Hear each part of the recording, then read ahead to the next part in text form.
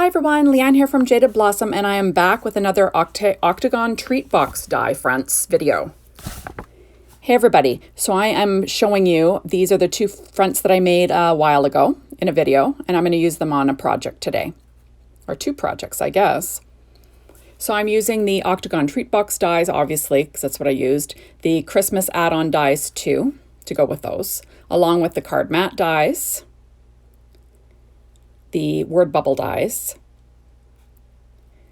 and I'm messing around here, the Scallop Square dies. I'm also using the Gingerbread Wishes. Now ignore the gingerbread calories and the gingerbread baking co. I didn't use those, and I didn't use winter wishes, but I did use winter signs. And I actually used Doodlebugs,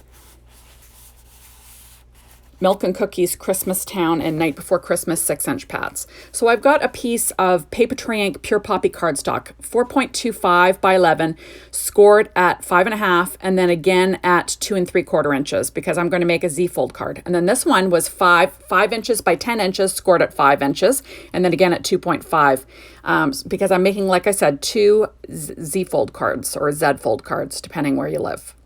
There we go, and I'm using my Teflon bone folder, my Martha Stewart scoreboard that you saw, and I'm just going to fold those on the lines, reinforce those folds, and there we go. So these are just some fun folds, fun Christmas card folds today. There we are, making sure it's down well. I love Paper Tray Ink cardstock as for card bases. It's literally my favorite. Usually like the white is my favorite, but I do use some other colors too. And gorgeous. So I went ahead and I cut the Milk and Cookies pad out with our card mat dies. And then I'm going to cut that in half using my Fiskars trimmer there. And I'm just trying to figure out what half is, because, you know, I'm challenged that way in American mathematics. There we go. We use centimeters here, so sometimes I have to really think about it. And then I went ahead and cut the largest scalloped square die out of, I believe it was Christmas Town, that super cute little Frosty paper. And I'm just going to cut that exactly in half. That's the largest scallop square die. There we go. Now I'm going to be applying all of these to my card bases. So I'm actually using I don't even know what this is called. It's like a glue tape runner. I just have it in my stash, and I thought I got to use this sucker up. So I use it here and there in this video. So I'm lining up this first little Frosty piece of paper. There we go. And then I'm going to line up the next piece on the inside of that little Z fold there. But I'm going to leave enough space for the fold, just so you know you get a nice clean fold when it lies flat. So you see there's like a tiny little gap there just for the fold. There we go. So that's lined up. Perfect. And then I went ahead and I cut using the same scalloped square die. And I believe that paper is from the, I believe that's the Night Before Christmas pad. And I'm just going to stick that down on the inside of the card. And I want to line that up with my scalloped shape that I've already lined down. Do you see that? So it lines up perfectly. And I'm just going to flatten that out with my Teflon bone folder there. There we go. And now I'm going to be adding my little Frosty to the front of this little Z fold. There we go. And I'm going to add a little bit of art glitter glue just to a few little spots. And of course I wasn't thinking, because this kind of overhangs, some of it overhangs. But I'm going to add paper to the inside of this Frosty just to make sure it doesn't stick. But, you know, just remember that when you're doing it. I completely forgot, because that's, you know, that's the way I roll. What can I say?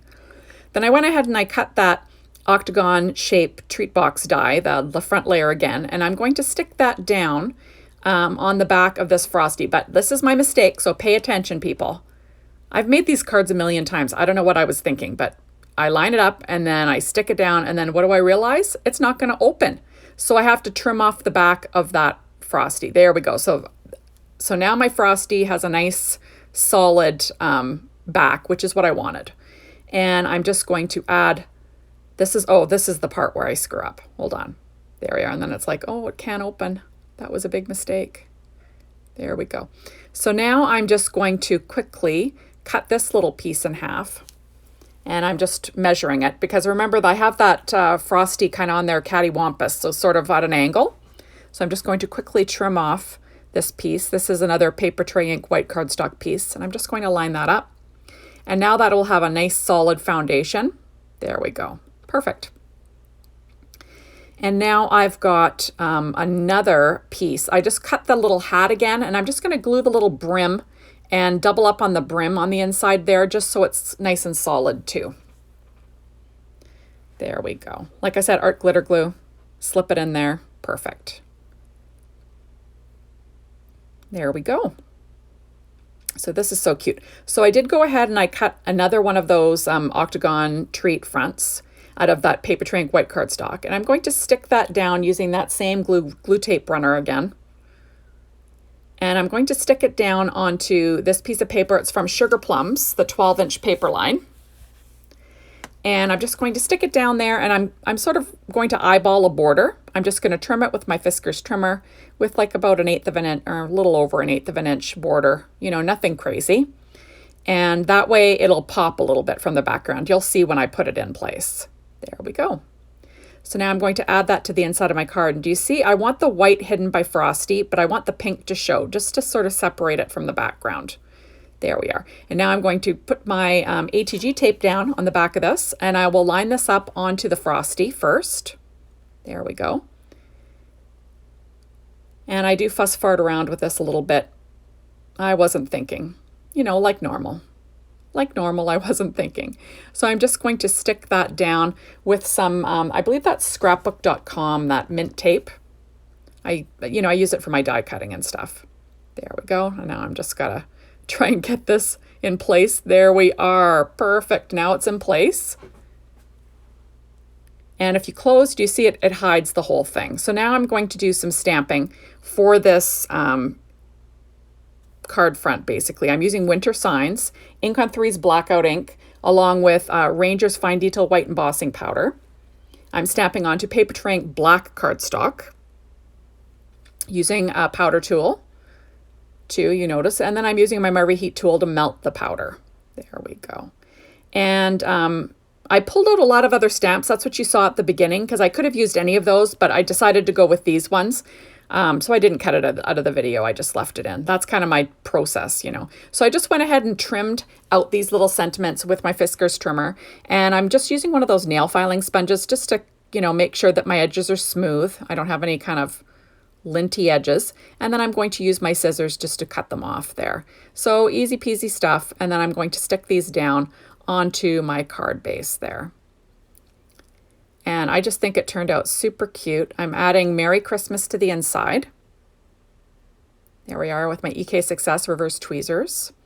And then on the outside, I'm going to quickly add, do you want to build a snowman? Because, you know, of course, that's what I'm going to put on there. It's kind of fun, right? So I'll stick that all down with my art glitter glue again, like I said. And this was easy. So I am loving, like I've said this a million times, I'm a broken record. I am loving these Octagon Treat box and then the Octagon Christmas Add On dies. This is the Add On dies 2 set that I'm using today, or that I used in the past when I made these little face fronts. You can go back in my videos and watch the whole thing where I make all these different snowmen and everything, all the different faces that I came up with. The design team has made other things too that you can go check out to be inspired. You kind of want these dies. I don't know. If you don't have them yet, you got to get these dies. Super cute. And like I said, a little birdie told me that maybe they might be coming out with some more add-ons. Wouldn't that be awesome? Okay, there we are. Now I'm using my Secura White Jelly Roll pen in a number 10, and I'm just going to add some highlights to my little Frosty. You see, I had chalked his little cheeks with EK chalk. That was in that video where I created all these people, all these little face fronts, or whatever you want to call them. And I added little freckles to the snowman, and now I'm adding some highlights to his little carrot nose and all that stuff. The orange and the greens are actually from Doodlebug's cardstock line, which is kind of fun. I like their textured cardstock. It cuts like butter with the dies. It's really nice. So like I said, adding my little highlights, just trying to make it look a little bit more special, right? And there we go. So this is a super easy card to make, I think. and, you know, fun. It's a nice little fun fold. There we go. So how cute is that? Adorbs. So now I'm going on to my next one. This one is 4.25 by 11, scored at 5.5, and then again at 2.75. And I'm going to stick down, this paper is from the Milk and Cookies 6-inch pad from Doodlebug. I'm going to stick that down on the inside. There we go, just trying to get it straight. And then the other piece is also from that Milk and Cookies 6-inch pad. Excuse me, guys. And I cut it in half, and I'm going to be applying it to my card base using that glue tape runner again, like I've been using off and on with my ATG tape. I kind of grab one or the other. And I'm just going to line that up on the flap with the inside. So you want everything all lined up nice and straight. You know, these are my crazy little things that come out, you know. What can I say? And that's a little adhesive remover for any adhesive that kind of stuck out past the die cut. Now I'm going to add the second half of the die cut on the inside. You don't have to do this, but I kind of think it finishes it a bit. And I'm going to stick that down, and I want to line it up with the front, but I want to leave a little gap for the fold. There we are, and I'll add that in place. So cute stuff, eh? So now I'm going to be adding my little Gingy, my little gingerbread man this time. And I'm going to stick him to the front. So I went ahead and folded that, just eyeballed it and folded it in half, and then I'll cut it in half. This paper tray ink white cardstock, that's for building up the back of it, so it's not, you know, so it doesn't flap around. It has a nice solid base, and I'm going to stick that little guy, I'll stick the background on first. There we go, making sure it's all lined up nicely, and then I will line that up on the front of my card. There we are, just making sure it fits right in there perfectly. There, how cute is that? I love these cards. They're super fun to make. And like I said, easy peasy stuff. So now I am adding the inside. And this is how easy it's supposed to be, people. When you don't put a border on, this is how easy it is. You lay it on the back and you just close it and you pick it up. Perfect. Oh, my voice is rough today. So I did not show you, but I went ahead and I stamped my sentiments all from the Gingerbread Wishes stamp set. And I'm cutting them out using that word bubble die on the left, and then the one on the right is going to be the circle from the Mini Tags Dies 2. And I'm just lining up my, my relief cut, my scrap piece, so I can line up my die in the center and make sure that sentiment is straight in there. It's just because it's a solid die and you can't see through it.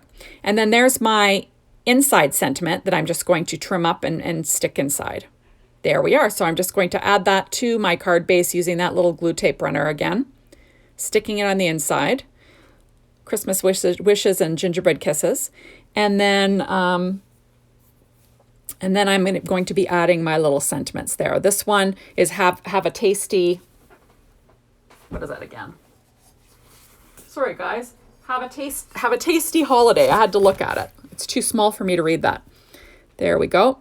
So I did not show you the heat embossing, but I just did the exact same thing that I showed you earlier. There we go. All my die cutting was done with my Gemini machine like normal. There we are. And this one says, keep calm and eat cookies. You know, which is true at Christmas, right? You want to stay calm and eat cookies. So I'm just building up the one side with some scrap paper.